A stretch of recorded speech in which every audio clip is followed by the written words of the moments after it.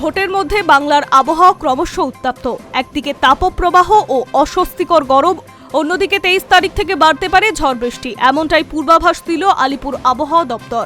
আবহাওয়া দপ্তরের বিজ্ঞপ্তি অনুযায়ী 21 থেকে 26 এপ্রিল পর্যন্ত দক্ষিণবঙ্গের একাধিক জেলায় তাপপ্রবাহ ও গরম আর্দ্র আবহাওয়া থাকবে। বিশেষ করে পুরুলিয়া ও পশ্চিম বর্ধমানের তাপমাত্রা 40 ডিগ্রি ছুঁতে পারে বা তার বেশি।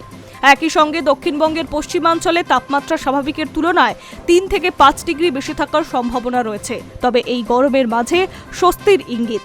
23 এপ্রিল থেকে দক্ষিণবঙ্গের বেশ কিছু জেলায় হালকা বৃষ্টি ও বজ্রবিদ্যুৎ সহ ঝড়ের সম্ভাবনা তৈরি হয়েছে। পূর্ব ও পশ্চিম মেদিনীপুর, ঝাড়গ্রাম, পুরুলিয়া, বাঁকুড়া, বীরভূম, মুর্শিদাবাদ সহ একাধিক জেলায় বিক্ষিপ্ত বৃষ্টি হতে পারে। আবহাওয়া দপ্তর বলছে 25 এপ্রিল থেকে ঝড় বৃষ্টির দাপট আরও বাড়বে।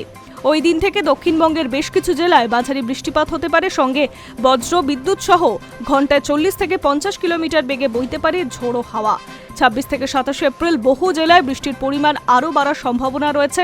অন্যদিকে উত্তরবঙ্গে 21 এপ্রিল থেকে দার্জিলিং, জলপাইগুড়ি, কালিম্পং সহ একাধিক জেলায় বজ্রবিদ্যুৎ সহ ঝড়ের সম্ভাবনা রয়েছে। 25 এপ্রিলের পর থেকে উত্তরবঙ্গের প্রায় সব জেলাতেই ঝড় বৃষ্টি বাড়বে, কোথাও ভারী বৃষ্টিও হতে পারে। আবহাওয়া দপ্তর সতর্ক করে বলছে, তাপপ্রবাহের সময় রোদে না থাকা, পর্যাপ্ত জল পান করা এবং হালকা পোশাক পরার পরামর্শ দেওয়া হয়েছে।